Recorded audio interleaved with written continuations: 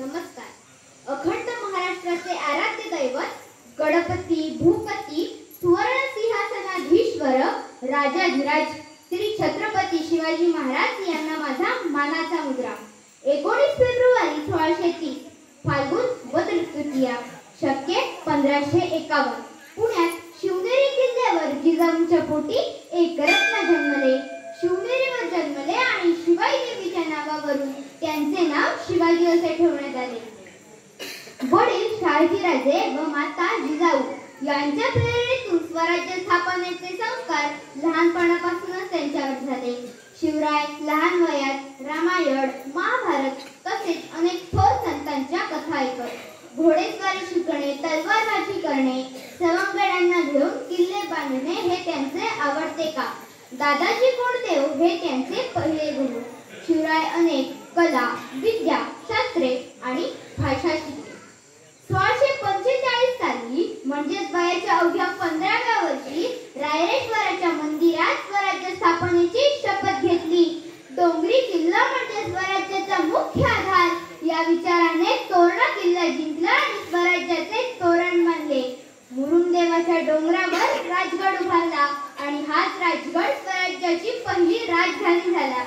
घोडपे डोंगरावर प्रतापगड उभारला आणि याच प्रतापगडाच्या पायथ्याशी अतिशय शिताफीने आणि चातुर याने त्या धिप्पाड अफजलखानाचा कोथळा बाहेर काढून त्याला ठार केले।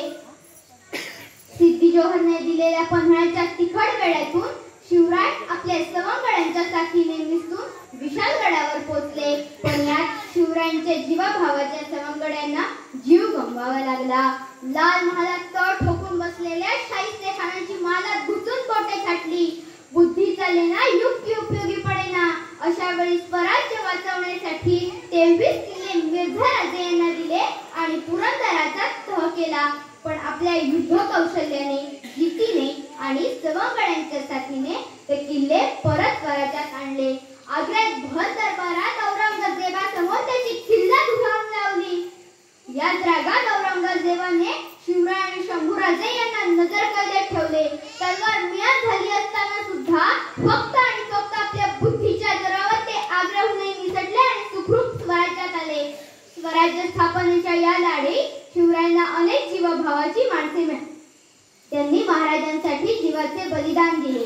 बाजी प्रभू देशपांडे, तानाजी मालुसरे, मुरारबाजी, सरसेनापती हंबीरराव मोहिते, सरसेनापती प्रतापराव गुजर, शिवा काशीद, रायाजी बांदल आणि बांदल सेना हे त्यापैकी काही साथीदार।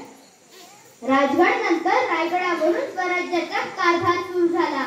रायगड ही स्वराज्याची राजधानी सजली। 1674 साली रायगडावर महाराजांचा न भूतो न भविष्य असा राज्याभिषेक झाला आणि शिवराय स्वराज्याचे पहिले छत्रपती झाले। अशा या राजाने लोकप्रिय राजाने 3 एप्रिल 1680 ला रायगडावर अखेरचा श्वास घेतला, पण महाराज अजूनही आहेत, प्रत्येकाच्या मनात आहेत, प्रत्येकाच्या विचारात आहेत, या महाराष्ट्राच्या मातीत आहेत आणि